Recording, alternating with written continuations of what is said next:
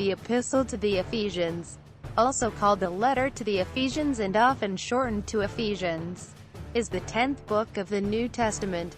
Its authorship has traditionally been credited to Paul the Apostle, but, starting in 1792, this has been challenged as Deutero-Pauline, that is, written in Paul's name by a later author strongly influenced by Paul's thought.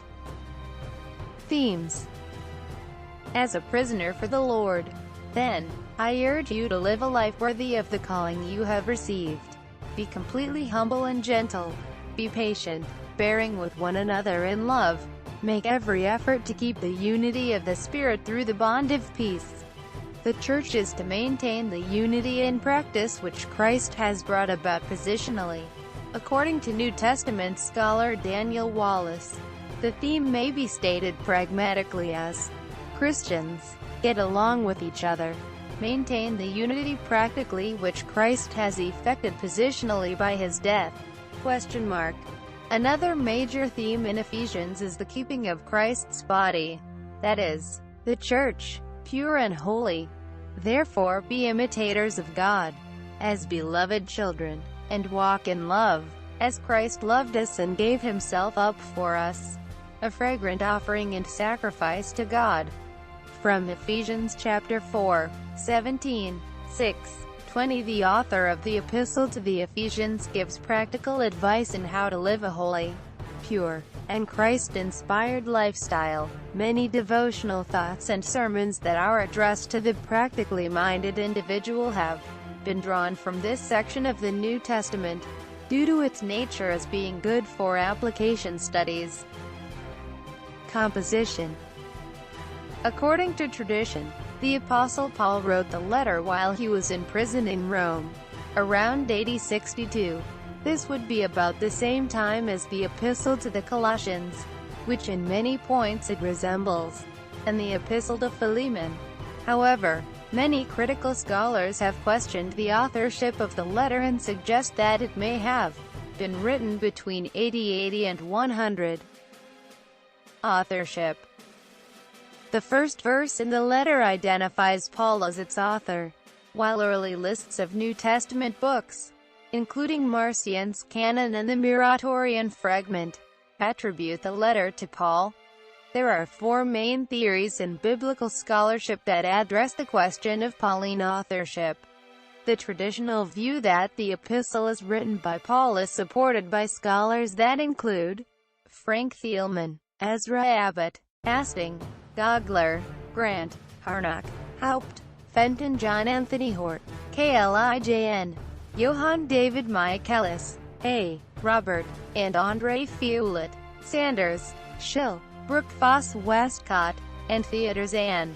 A second position suggests that Ephesians was dictated by Paul with interpolations from another author. Some of the scholars that espouse this view include Alberts, Benoit, Serfo, Gogol, Harrison, H. J. Holtzman, Murphy O'Connor, and Wagenfuhrer.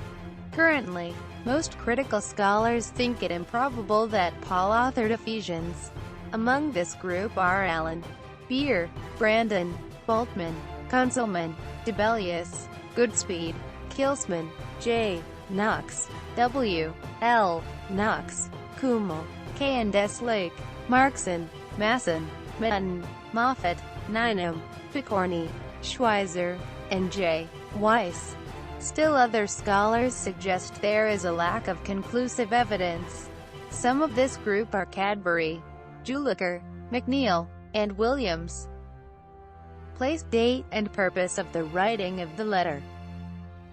While most English translations indicate that the letter was addressed to the saints who are in Ephesus, the words "in Ephesus" do not appear in the best and earliest manuscripts of the letter, leading most textual critics, like Bart Ehrman, to regard the words as an interpolation, considering that the content of the letter seems to suggest a similar socio-critical context to the Laodicean church mentioned in the Revelation of John.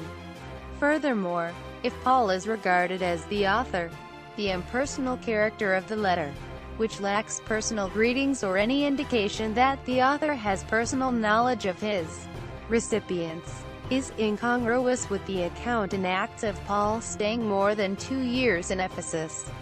If Paul was the author of the letter, then it was probably written from Rome during Paul's first imprisonment, and probably soon after his arrival there in the year 62, 4 years after he had parted with the Ephesian elders at Miletus.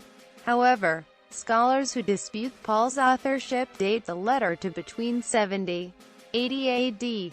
The major theme of the letter is the unity and reconciliation of the whole of creation through the agency of the Church and, in particular, its foundation in Christ as part of the will of the Father. In the Epistle to the Romans, Paul writes from the point of view of the demonstration of the righteousness of God, His covenant faithfulness and saving justice. In the Gospel, the author of Ephesians writes from the perspective of union with Christ, who is the head of the true Church. Outline 1, 3, 2, 10. A general account of the blessings that the Gospel reveals. This includes the source of these blessings, the means by which they are attained, the reason why they are given, and their final result. The whole of the section 1, 3, 23 consists in the original Greek of just 2 lengthy and complex sentences. It ends with a fervent prayer for the further spiritual enrichment of the Ephesians. 2, 11, 3, 21. A description of the change in the spiritual position of Gentiles as a result of the work of Christ. It ends with an account of how Paul was selected and qualified to be an apostle to the Gentiles, in the hope that this will keep them from being dispirited and lead him to pray for them. 6, 10, 24. The imagery of spiritual warfare, including the metaphor of the armor of God, the mission of Tychicus, and valedictory blessings. Founding of the Church at Ephesus. Paul's first and hurried visit for the space of 3 months to Ephesus is recorded in Acts chapter 18, 19, 21. The work he began on this occasion was carried forward by Apollos. The word mightily grew and prevailed, despite all the opposition and persecution he encountered. On his last journey to Jerusalem, the apostle landed at Miletus and, summoning together the elders of the church from Ephesus, delivered to them a farewell charge, expecting to see them no more. Purpose.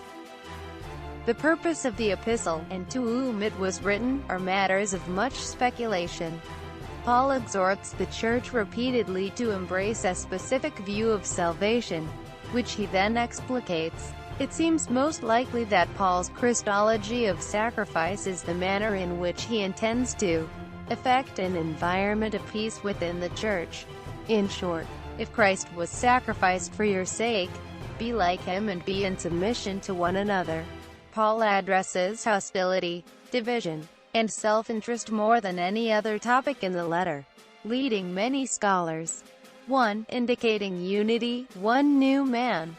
The Pauline theme of unity based on a sacrificial Christology may also be noted in the Epistle to the Philippians. Interpretations.